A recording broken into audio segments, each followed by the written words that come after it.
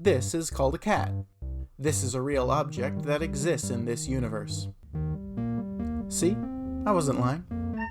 Cats are a medium-sized mammal, and in a lot of ways they are kind of a highly optimized creature, this particular specimen notwithstanding.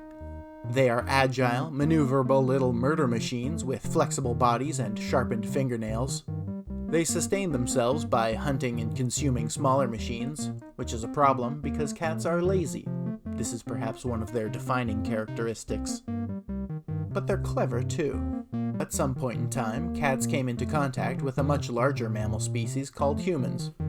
They saw that humans had an overabundance of food, somehow, and that they had constructed large, safe environments for themselves, somehow.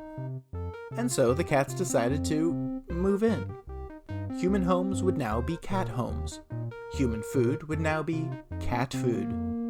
And as for the humans, they react to mammalian invaders in seemingly arbitrary ways.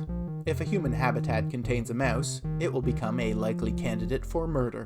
But if a human habitat contains a cat, it will be willingly provided free fuel, fresh fluid, hair removal, stargazing stations, epidermal stimulation, inconsequential playthings, entrancing red dots, squirrel viewing platforms, spongy pads, hard drugs, etc. This is an excellent deal for the cats, and a pretty rough deal for the mice, whom the cats also murder. And indeed, a human will set aside a small container somewhere within their home in which they allow an entirely different species of animal to defecate and urinate on a small pile of dirt.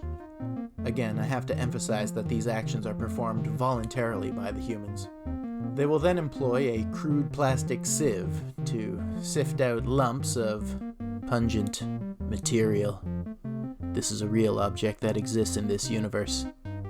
And you might be wondering, what do the humans receive in exchange for these provided services?